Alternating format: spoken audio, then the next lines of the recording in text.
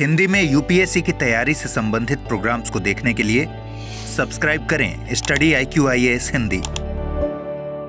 Hello everyone, बहुत दिनों से ये बातें चल रही हैं कि पश्चिम एशिया में चल रहा संघर्ष कब शांत होगा और पश्चिम एशिया से पड़ रहे भारत पे प्रभाव से हम किस दिन मुक्त हो जाएंगे।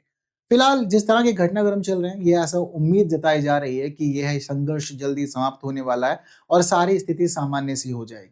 और इस स्थिति को सामान्य करने के लिए जो पहल की है वो खुद अमेरिका के राष्ट्रपति डोनाल्ड ट्रंप ने की है और इसलिए यही कहा जा रहा है कि अमेरिका ईरान के सामने झुक गया है और झुकने का रीजन है शांति।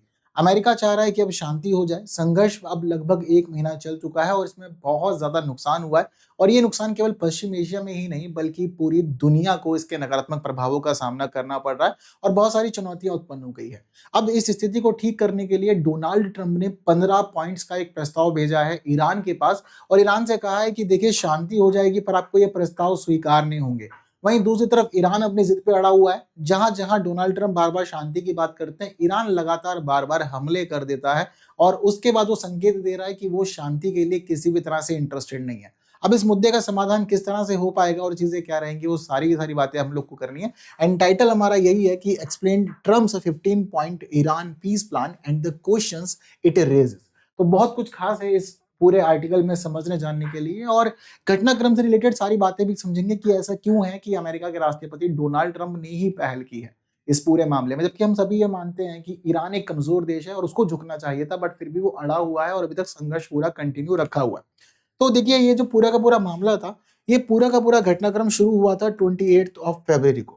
28 फरवरी को अमेरिका और इजराइल दोनों ने मिलकर के हमला किया ईरान के ऊपर और पहले ही दिन के हमले में ईरान के supreme leader ayatollah Ali Khamenei की मौत हो गई, जो कि बहुत ही दुखदाई था। केवल इतना ही नहीं बल्कि इसके जस्ट नेक्स्ट डे जब यहाँ अंतरिम तौर पर एक सुप्रीम लीडर की नियुक्ति की गई तो उसे भी तुरंत ही मार दिया गया। फिर कुछ समय का अंतराल लेकर के प्रॉपर विधि को फॉलो करते हुए ईरान के नया सुप्रीम लीडर चुना गया, जो है वर्तमान में मुजतबा खामेनेई।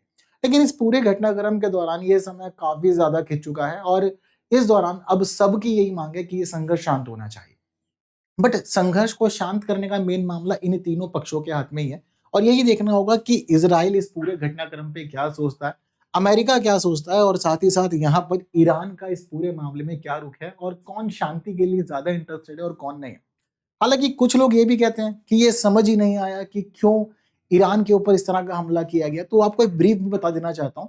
दरअसल ईरान जो स्थिति में है वो अमेरिका और इजराइल दोनों को खटकता है।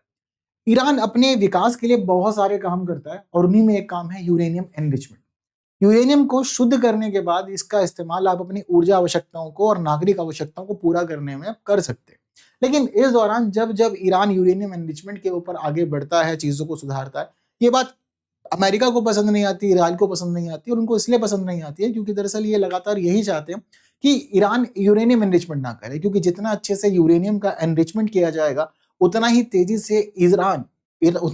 से ईरान आगे बढ़ेगा अपने परमाणु संवर्धन कार्यक्रम में और ये जल्दी जल्द परमाणु संपन्न भी हो जाएगा। और ना तो इजराइल ये चाहता है और ना ही अमेरिका चाहता है कि ये देश परमाणु संपन्न बने। ऐसे में इसको रोकने के लिए पूरे प्रयास किए जाते हैं।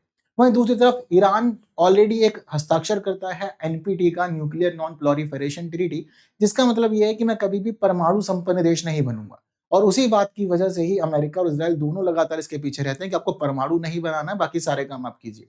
इसी कारण से लगातार बार बार अमेरिका ने बहुत सारे प्रतिबंध लगाए ईरान के ऊपर। वहीं दूसरी तरफ इजराइल इस दौरान ईरान को एक बहुत बड़ा खतरा मानता है और वो खतरा इनका धार्मिक मुद्दा भी है।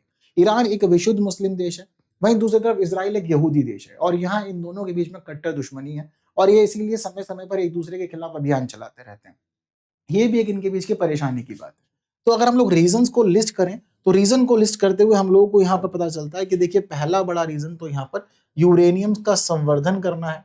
यूरेनियम के संवर्धन के बाद जो दूसरा बड़ा पॉइंट यहाँ पर बन रहा है वो इनका धार्मिक मुद्दा भी है और क्षेत्रीय मुद्दा भी है। इसी के साथ साथ तीसरा बड़ा पॉइंट हम समझे तो वो है प्रॉक्सी वॉरफेयर। दरअसल ईरान प्रॉक्सी वॉरफेयर चलाता है और ईरान अलग अलग क्षेत्रों में अलग अलग समूहों को समर्थन देता है, जिससे कि वो फिर बाकी इनके दुश्मन देशों के अंदर अव्यवस्था लाने का काम करते हैं। और प्रॉक्सी देशों में ही हमास का नाम आता है, प्रॉक्सी में हिजबुल्ला का नाम आता है, प्रॉक्सी में हूथी का नाम आता है, प्रॉक्सी में मिलिशिया का नाम आता है। ये सारी प्रॉक्सी ईरान की ही है, जिनको ईरान ऑपरेट करता है, पैसा देता है, हथियार देता है और दूसरे देशों के अंदर अव्यवस्था फैलाने का काम करता है। अब इस पूरे घटनाक्रम में जिस तरह से 2015 में जब पिछली बार अमेरिका के राष्ट्रपति बने थे डोनाल्ड ट्रंप, तो डोनाल्ड ट्रंप ने अमेरिका के राष्ट्रपति होते हुए ईरान के साथ एक परमाणु समझौता किया था और उस दौरान मुख्य मुद्दा ये था कि ईरान परमाणु हथियार नहीं बनाएगा और अमेरिका ने कहा था कि हम आपको आर्थिक प्रतिबंधों से छूट देंगे जिससे कि आप विकास कर सको, आगे बढ़ सको और आपको सपोर्ट भी किया जाएगा। लेकिन 2018 में किए गए समझौते से खुद डोनाल्ड ट्रंप 2018 में बाहर हो गए और अमेरिका का यह कहना था कि समझौते का कोई फायदा नहीं हुआ है और ये हमारे लिए नॉर्मल ही रहा है और उसके जो प्रभाव हमने उम्मीद की थी उनका पालन नहीं किया है ईरान ने, तो चीजें व्यवस्थित नहीं है। अब इसी वजह से जब अमेरिका के राष्ट्रपति दोबारा बने डोनाल्ड ट्रंप, तो डोनाल्ड ट्रंप ने इस दौरान बार बार ईरान पे दबाव बनाने की कोशिश की, एक समझौता कीजिए, परमाणु संपन्न नहीं बनेंगे, समझौता कीजिए। बार बार ईरान से कहता रहा अमेरिका, पर ईरान ने बात नहीं मानी। उसके पीछे का रीजन था डोमिनेंस। ईरान कह रहा है कि देखो हम सभी चीजें कर सकते हैं पर अपनी संप्रभुता को कॉम्प्रोमाइज किए बिना।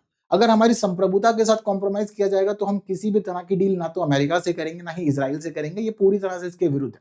अब इसी पूरे के पूरे मामले के दौरान अमेरिका ने दबाव बनाने की कोशिश की, बार बार दबाव बनाने की कोशिश की, लेकिन इसके दबाव को ईरान ने नहीं स्वीकारा और जब ईरान ने दबाव को नहीं स्वीकारा तो ऐसे में लास्ट में इजराइल और अमेरिका दोनों ने मिलकर के हमला कर दिया। अब ईरान के ऊपर, ईरान पर हमला तो किया, पर अब ईरान पे हमला करने के बाद ये संघर्ष काफी दिन तक चला और चलने के बाद अब 15 पॉइंट का प्लान भेजा। अब पहले 15 पॉइंट प्लान देखते हैं कि 15 पॉइंट प्लान किस तरह से भेजा गया और क्या मामला रहा। फिर इस 15 पॉइंट प्लान को समझने के बाद मैं आपको ये भी बताऊंगा कि क्यों ऐसा है कि अमेरिका ही यहाँ पर चाहता है कि शांति हो जाए और वो अलग अलग तरह की कोशिशें कर रहा है। तो देखिए दरअसल सबसे पहले वो 15 पॉइंट प्लान के अंदर क्या शामिल है। तो 15 पॉइंट प्लान उन्हीं सभी मुद्दों से जुड़े हुए हैं जो अब तक इनके कॉन्फ्लिक्ट में रहे। पहले अमेरिका ये चाहता था कि सीधे तौर पर ईरान समझौता करे, पर ईरान जब समझौता नहीं किया तो उसके ऊपर हमला किया गया और अब हमले के बाद में ये चाहते हैं कि वही सारी बातें दबाव बना करके मनवा दी जाए। तो मुद्दा वही है, पर अब ये पहले था कि पहले नॉर्मल आप ये चीजों को मैनेज कर रहे थे और अब दबाव बनाकर जाते हैं कि ईरान सारी बातें मान ले। ईरान के लिए क्या क्या बोला गया है इन पॉइंट्स के अंदर, तो ईरान को कहा गया है कि ईरान अपनी परमाणु हथियार विकसित करने को स्थायी रूप से रोक देगा, यानी कि वो किसी भी तरह से परमाणु हथियार की दिशा में प्रगति नहीं करेगा। ईरान यूरेनियम संवर्धन को पूरी तरह से बंद कर देगा। ईरान सभी संवर्धित यूरेनियम को या तो देश से बाहर भेज देगा या फिर उसको नष्ट कर देगा। ईरान अपनी परमाणु सुविधाओं को पूरी तरह से खत्म कर देगा। ईरान अपने परमाणु सुविधाओं के लिए आईएईए को मंजूरी देगा कि आईएईए निगरानी का काम करे और निरीक्षण का काम करे। आईएईए मतलब, इसके सीधे तौर पे मतलब ये होता है कि इंटरनेशनल एटॉमिक एनर्जी एजेंसी है और ये दुनिया भर के अंदर परमाणु हथियारों की दिशा में काम करती है और देखती है कि कौन कौन देश प्रगति करता है और देशों से जुड़ी हुई रिपोर्ट तैयार करता है। तो आईएईए को ये निगरानी करने का और निरीक्षण करने का अधिकार मांग रहा है। साथ ही ईरान के लिए बोला गया है कि ईरान बैलिस्टिक मिसाइल कार्यक्रम को पूरी तरह से रोक देगा और कड़े प्रतिबंध लगाएगा। लंबी दूरी की मिसाइलों का विकास नहीं करेगा और ना ही परीक्षण करेगा। ईरान प्रॉक्सी वॉरफेयर का मामला खत्म कर देगा। हिजबुल्लाह, हूती और जो मलेशिया है या फिर इसके साथ साथ ही हमास है, ऐसे जितने भी संगठन हैं उन सभी संगठनों को समर्थन देना बंद कर देगा। और पश्चिम एशिया में ईरान का सैन्य हस्तक्षेप सीमित रहेगा। हॉर्मुज जलडंबरो मध्य को हमेशा एक खुले और सुरक्षित क्षेत्र के रूप में मान्यता दी जाएगी और साथ ही अमेरिका चाहता है कि हॉर्मुज स्ट्रेट को मुक्त समुद्री नौवहन क्षेत्र के रूप में मान्यता दी जाए और ईरान किसी भी तरह का कोई भी हस्तक्षेप ना करे। इतना ही नहीं, इसी के साथ साथ अमेरिका ने यह कहा है कि पहले वो 48 घंटे के लिए शांति रखेगा। इस दौरान बात आगे बढ़ती है तो फिर यह 5 दिन के लिए इस तरह की चीजें मेंटेन करेगा और 5 दिन के दौरान हुई प्रगति के आधार पर 30 दिन के लिए यह एक सीज फायर करेगा। तो पहले 30 दिन के लिए युद्ध विराम की बात रखी गई है। इसी के साथ साथ ये कहा गया है कि 30 दिन के बीच बातचीत करेंगे, मुद्दे को सुलझाएंगे और फिर हम लोग आगे बढ़ेंगे और स्थायी समझौता करेंगे। अमेरिका और पश्चिमी देशों के द्वारा जो आर्थिक प्रतिबंध ईरान पे लगाए गए हैं वो सारे आर्थिक प्रतिबंध हटा दिए जाएंगे। ईरान तेजी से अपना आर्थिक विकास कर सकता है। साथ ही ईरान का जो सिविल न्यूक्लियर प्रोग्राम है और जो आर्थिक सहयोग है, खुद अमेरिका सभी चीजों में सपोर्ट करेगा और उसके सारे कार्यक्रमों को आगे बढ़ाएगा, अप्रूव करेगा, अनुमति देगा। ये वो सारे के सारे 15 पॉइंट्स हैं जिन 15 पॉइंट्स को प्रेजेंट किया है फिलहाल अमेरिका के राष्ट्रपति डोनाल्ड ट्रंप ने। अब ट्रंप की स्थिति अलग है। जब जब ट्रंप सीज फायर की बात करते हैं, कहते हैं कि शांति होनी चाहिए, मामला शांत बनाया जाएगा, तब तब ईरान एक मिसाइल दाग देता है, बम दाग देता है और ईरान ये बता रहा है कि देखो मैं सीज फायर के लिए तैयार नहीं हूं और मेरे लिए ये लड़ाई अब करो या मरो की हो गई, मैं लड़ता रहूंगा। अमेरिका का राष्ट्रपति डोनाल्ड ट्रंप यह कह रहा है कि ईरान से हम लोगों की बात चल रही है और ईरान शांति के लिए तैयार है, हमारा बातचीत तेजी से प्रगति कर रही है, चीजें सुलझा ली जाएंगी और बहुत ही जल्दी हम एक निर्णय पर सहमत होंगे। लेकिन ईरान मानकर के राजी नहीं है, और ईरान ने अभी कुछ समय पहले भी अभी जस्ट आज ही हमले किए हैं, और हमले करके वो बता रहा है कि वो सीज फायर की तरफ अभी आगे नहीं बढ़ रहा है। हालांकि जब ये 15 पॉइंट्स की बातें ईरान से पूछी गई तो ईरान ने इसके ऊपर अपना सारा रुख बताया, और ईरान ने साफ तौर पे कहा कि देखिए, पहली बात तो ये अत्यधिक है, दूसरी बात यहाँ पर सीधे तौर पर हमें दबाव देखने को मिल रहा है कि हमें प्रेशराइज किया जाएगा और हमसे दबाकर अमेरिका अपनी सारी बातें मनाना चाहता है। वहीं दूसरी तरफ यह है कि इस तरह की बातें अगर हम स्वीकारते हैं तो हमारी जो संप्रभुता है वो पूरी तरह से कॉम्प्रोमाइज हो जाएगी, और अब हम अपनी संप्रभुता से कोई कॉम्प्रोमाइज करने वाले नहीं है। तो ईरान ने सीधे तौर पर इन 15 पॉइंट्स को तो इनकार कर दिया और कहा है कि मैं इनको ना तो स्वीकारता हूं और ना ही मैं किसी तरह के समर्थन में हूं, और यानी मेरे अनुकूल है। हाँ, इसका जवाब ईरान ने इस प्रकार दिया है कि आपके 15 पॉइंट तो मुझे समझ में नहीं आए, लेकिन मैं आपको शांति के लिए 5 पॉइंट का एक प्लान भेज रहा हूं। अगर आपको ये 5 पॉइंट का प्लान समझ में आए तो बिल्कुल आप मुझसे बातचीत कीजिएगा, हम शांति की तरफ आगे बढ़ेंगे, पर मेरे 5 पॉइंट आपको स्वीकार नहीं होंगे। अब जो ईरान ने 5 पॉइंट भेजे उनमें क्या शामिल है? तो ईरान कह रहा है कि देखो, पहली बात तो आक्रामकता और हत्याओं का पूरी तरह से अंत हो जाएगा। ना तो अमेरिका हमारी तरफ हमला करेगा और ना ही इजराइल कभी हमला करेगा, ये दोनों ही देश दूर रहेंगे और कभी भी हमला नहीं होगा। और भविष्य में कोई भी हमला ना हो, इस पूरे मामले में हमें चाहिए होगी ठोस गारंटी अमेरिका और इजराइल दोनों की तरफ से, ताकि हम भविष्य के अपने सारे काम बिना किसी टेंशन के पूरे करते रहें और बेझिझक हम लोग जिंदगी जिए और हमें नुकसान ना झेलने पड़े। साथ ही यहाँ पर ईरान का ये कहना है कि देखो, ये जो घटनाक्रम हुआ है इसके लिए इजराइल और अमेरिका ही जिम्मेदार हैं, और इस पूरे घटनाक्रम में बहुत नुकसान हुआ है। या तो हम लड़ाई करेंगे और आप शांति चाहते हो तो शांति के लिए आपको मुआवजा देना होगा, तो हम यहाँ पर आपसे युद्ध क्षति का मुआवजा चाहते हैं, मुआवजा देने को तैयार हो तो बताइए। ईरान का यह भी कहना है कि सभी मोर्चों पर संघर्ष चल रहा है उसका अंत हो जाएगा। सभी मोर्चों का मतलब ये है कि आपका जो हमास के साथ युद्ध है वो भी आपको खत्म करना होगा, हिजबुल्लाह के साथ जो युद्ध चल रहा है वो भी खत्म करना होगा, इसके अलावा जो मिलिशिया वाला मामला है वो भी खत्म करना होगा, यानी कि जो ईरान की प्रॉक्सीज है वहां पर भी आप कोई हमला नहीं करेंगे और चीजों को वहां पर भी आप शांत रखेंगे। इसी के साथ ईरान का ये कहना है कि हॉर्मुज स्टेट के लिए मुझे ये मान्यता चाहिए कि वो मेरा संप्रभु अधिकार में, यानी कि मेरा जो मन करेगा मैं हॉर्मुज स्टेट कर सकता हूँ, आप बेरोक टोक यहाँ पर चीजों में मुझे इंटरफेयर नहीं करेंगे और बिना मतलब का परेशान नहीं करेंगे, मैं यहाँ पर सभी चीजें अपनी मर्जी से करूंगा, संप्रभु अधिकार के रूप में मान्यता चाहिए, आप ये मुझे दीजिए। तो यहाँ पर अब ये 5 पॉइंट पेश कर दिए गए। अब एक तरफ अमेरिका का राष्ट्रपति तो कह रहा है कि ईरान बातचीत के लिए तैयार है, प्रगति हो रही है, बट ईरान की तरफ से ऐसा कोई संकेत नहीं है और ईरान लगातार संघर्ष में इन्वॉल्व है और हमले किए जा रहे हैं। अब लेकिन एक इस पूरे घटनाक्रम को हम समझे तो हमें यह भी पता चलता है कि शांति की पहल किसने की है। तो शांति की पहल की है दरअसल इस पूरे मामले में अमेरिका के राष्ट्रपति डोनाल्ड ट्रंप ने, और ये कोई पहला मामला नहीं है। ट्रंप सारा प्रयास कर चुके हैं और ट्रंप के सारा प्रयास करने के पीछे का रीजन है ईरान की रणनीति। दरअसल ईरान ने जब से यहां पर हॉर्मुज स्टेट को बंद किया है, यही हॉर्मुज स्टेट अब अमेरिका के राष्ट्रपति डोनाल्ड ट्रंप के गले की आवत बन चुकी है। अब ऐसा क्यों और किस वजह से और ये हो क्यों रहा है मामला? दरअसल जब से अमेरिका के इस घटनाक्रम के जवाब में ईरान ने हॉर्मुज स्टेट को बंद किया है, तो अब यहाँ सभी चीजें प्रभावित हो चुकी है। अभी हॉर्मुज स्टेट एक ऐसा मामला है जो ऊर्जा के लिए बहुत इंपॉर्टेंट है, क्योंकि यहाँ से ऑयल सप्लाई भी होता है, साथ ही यहाँ गैस सप्लाई भी होती है, और दुनिया के कुल तेल व्यापार का लगभग 20% यहीं से गुजरता है और गैस के व्यापार का 25% से ज्यादा यहीं से गुजरता है। इसके अलावा वस्तुओं का भी बहुत ही बड़े पैमाने पर आयात निर्यात होता है यहाँ से, तो वस्तुओं का आयात निर्यात पूरा ठप हो चुका है, और हॉर्मुज स्टेट को ब्लॉक करने की वजह से दुनिया भर के जितने भी देश हैं और वो व्यापार के लिए, आयात निर्यात के लिए जिस भी मामले में निर्भर है, अब उनकी पूरी व्यवस्था बिगड़ चुकी है, यानी कि तमाम प्रभाव जो है वो वैश्विक हो चुके हैं। हालांकि भारत ने बातचीत करके अपने लिए ये चीजें सॉल्व करवा ली है कि भारत के जहाजों को रोका नहीं जाएगा, लेकिन ईरान का साफ कहना है कि ना तो यहाँ से अमेरिका के जहाजों को जाने आने की इजाजत होगी और ना ही यहाँ से इजराइल के जहाजों को आने जाने की इजाजत होगी, हम सभी चीजों को रोक के रखेंगे।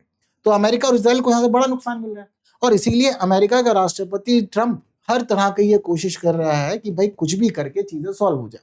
भाई ट्रंप ने यूरोप के देशों से बातें कर ली, यूरोप के देश इन्वॉल्व नहीं हुए। ट्रंप ने सीधे तौर पर अपना नाटो कार्ड खेल लिया और नाटो के देशों से भी कह लिया कि खुलवा दो, पर नाटो के देश भी नहीं खुलवा पाए। इतना ही नहीं, क्षेत्रीय स्तर पर भी कोशिश हुई पर नहीं हुआ, और लास्ट में अमेरिका के राष्ट्रपति ट्रंप को फोन करना पड़ा प्रधानमंत्री मोदी को, और प्रधानमंत्री मोदी से कहना है कि स्टेट ऑफ हॉर्मुज को खुलवा दीजिए क्योंकि बड़ा नुकसान है। हालांकि भारत ने यही कहा कि देखो, भारत चाहता है कि स्वतंत्र आवागमन हो और किसी का हस्तक्षेप ना हो, बातें की जाएंगी चीजों को सॉल्व करवाने के लिए, हम आपकी बात मानते हैं, यहाँ कोई परेशानी नहीं। बट एक बड़ी चीज ये है कि अमेरिका का राष्ट्रपति जो है दावा करता आया है कि दुनिया की बड़ी बड़ी लड़ाइयां मैंने सुलझा दी, और भारत और पाकिस्तान के संघर्ष में भी यही वो व्यक्ति था जो दावा कर रहा था कि मेरी वजह से भारत पाकिस्तान का सीज फायर हुआ है। अब वही व्यक्ति अपने खुद की लड़ाई को शांत नहीं कर पा रहा है और इसको कोई मौका नहीं मिल रहा, ना ही कोई सपोर्ट मिल पा रहा है। अब यहाँ सीधे तौर पर मुद्दा यही है कि ट्रंप झुका है, हर तरह की कोशिश ये बता रही है कि ईरान ने अपने सामने ट्रंप को झुकाया है और उसका मेन मुद्दा है स्ट्रेट ऑफ हॉर्मुज, क्योंकि सबसे इंपॉर्टेंट चौक पॉइंट है यहाँ पर ये, और इसका बंद होने की वजह से बहुत सारे जहाज प्रभावित, व्यापार प्रभावित, आयात निर्यात, पूरी वैश्विक व्यवस्था बिगड़ चुकी है। तेल की कीमतों में बहुत तेजी से उछाल हो रहा है, गैस की कीमतें बढ़ रही हैं, बहुत सारे देशों में गैस और तेल ही नहीं है, वहां पर इन लोगों ने ब्लैकआउट कर रखा है, चीजें बहुत ज्यादा गंभीर हो रखी है। अब अमेरिका का राष्ट्रपति यही चाहता है कि चीजें सुधरे, तो वही वाला मुद्दा है कि भाई आपने अमेरिका को शांति की बात करने के लिए झुका दिया, बट अमेरिका 15 पॉइंट के प्लान से दिखाना चाहता है कि बातें मेरी ही मानी जाएगी, अभी मैं ईरान की चीजें सुनूंगा नहीं। अब यहाँ पर ऐसा क्यों है कि लगातार ट्रंप ये मुद्दा रख रहा है और ट्रंप ऐसी बातें कर रहा है, तो उसके लिए आपको एक और कहानी बताता हूँ। और वो जो अगली कहानी है वो कहानी यह है कि दरअसल जब से ये पूरा का पूरा संघर्ष शुरू हुआ है ना, इस संघर्ष में हर एक व्यक्ति की अपनी एक अलग अप्रोच है। देखो यहाँ पर मेन मुद्दा था परमाणु को लेकर के, यूरेनियम संवर्धन को लेकर के, जो मेन कहानी और मेन रीजन थी, और उसी के कारण समझौता होना था। ईरान कभी भी युद्ध में नहीं कूद रहा था, ना ही ईरान ने कोई फ्रंट वॉर खेली। यहाँ पर ईरान शांत था, डिबेट चल रही थी, बातें कही जा रही थी एक दूसरे के समर्थन में, एक दूसरे के खिलाफ, वो चीजें चल रही थी, बट ऐसा कहीं नहीं था कि ईरान सीधे तौर पर लड़ाई में कूदने के लिए कह रहा हो। बस ईरान ने कहा था कि हमला होगा तो जवाब पूरा दिया जाएगा। लेकिन ट्रंप और नेतन्याहू ये दोनों मिलकर प्लानिंग कर रहे थे। नेतन्याहू ये कहता है कि ईरान उसके लिए बड़ा खतरा है, और नेतन्याहू ने यह भी कहा है कि अगर आपका दुश्मन ये बात कहता है कि आपको खत्म कर देगा तो उसकी बात को सीरियस लिया जाए, उसकी बातों को इग्नोर ना किया जाए। ईरान खतरा मानता है, इजराइल जो है, इजराइल खतरा मानता है ईरान को, और इजराइल ईरान को खतरा मानते हुए अपने लिए परमानेंट सॉल्यूशन चाहता है, और वो चाहता है कि ईरान को इतना अधिक कमजोर कर दिया जाए कि दोबारा ना खड़ा हो। अमेरिका की पॉलिसी अलग है, अमेरिका नहीं चाहता कि ऐसा कुछ लंबा चले, अमेरिका शॉर्ट टर्म चाहता है। तो अमेरिका दरअसल ये चाहता है कि जो अब लड़ाई झगड़ा हो या हमले हो तो ये शॉर्ट टर्म के लिए होने चाहिए, और शॉर्ट टर्म में आपको जो डैमेज देना है, जो नुकसान देना है, आप वो नुकसान देने के बाद में सामने वाले के ऊपर दबाव बनाए, और दबाव बना करके उसके लिए अपने मामले में एक समझौता करा लें, और समझौता सारा आपके सिद्धांतों के अकॉर्डिंग हो, यानी कि बातें सारी आपकी मानी जाए। तो ये पॉलिसी अमेरिका की है कि छोटा हमला करो, नुकसान पहुंचाओ, दबाव बनाओ, और अपनी मन मर्जी का एक समझौता करा लो, और व्यक्ति की चीजों को अपने हिस्से में खींच लो। सिर्फ इतना ही यहाँ पर चाहता, और व्यवस्था को सामान्य कर दो ताकि इसके बड़े वैश्विक प्रभाव ना हो और चीजें गंभीरता से नुकसान में ना जाए। लेकिन वही दूसरी तरफ अगर हम इजराइल के अप्रोच समझे तो इजराइल मानता है कि हमारे लिए एक बहुत बड़ा खतरा है ईरान, और खतरे के रूप में इसको चाहिए एक परमानेंट सॉल्यूशन। अब परमानेंट सॉल्यूशन के चक्कर में चाहता है कि वॉर को जितना लंबा खींचा जा सकता है उतना लंबा खींचो, लेकिन नुकसान पहुंचाया जाए ईरान को, और ईरान को इतना नुकसान पहुंचाया जाए कि ना तो ईरान अपने लिए परमाणु बनाने की सोचे और ना ही वो इजराइल की तरफ नजर उठा के देखे। तो अब क्या है कि बेशक ये है तो एक ही ग्रुप में, लेकिन ग्रुप में होने के बावजूद दोनों की पॉलिसीज अलग अलग है। इजराइल अभी भी शांति की कोई बात नहीं कर रहा है, क्योंकि वो अभी भी और डैमेज देना चाहता है, वो अपने आप को प्रूव करना चाहता है, वो एक बड़ी शक्ति दिखाना चाहता है वेस्ट एशिया के हिस्से में। पर अमेरिका कह रहा है कि नहीं, इस मामले को खत्म करो, शांत करो, और चीजों में जहां भी सॉल्व किया सकता है मुद्दा शांत करके चीजों को निपटा दो। तो इसीलिए दोनों का मामला निपट चुका है, इसीलिए खुद ट्रंप सामने से पहल कर रहा है, और ट्रंप कह रहा है कि चीजों को रिजॉल्व करवाया जाए और शांत कराया जाए। इसलिए ट्रंप ने 15 पॉइंट्स का पीस प्लान बनाया और वो भेज दिया। और सोचिए यहाँ पर मध्यस्थता के लिए एक ऐसे देश को चुना गया है जिस देश की खुद की हालत खराब है, और वो देश है पाकिस्तान। अब इस पूरे घटनाक्रम में सबसे पहले भाई यहाँ जो चीजें हुई हैं, पाकिस्तान कह रहा है कि मैं आपके बीच में पीस मेकर बनूंगा, यानी कि मैं आपके बीच में मध्यस्थ बनूंगा और मैं शांति करवाऊंगा, जी ये मेरा काम है।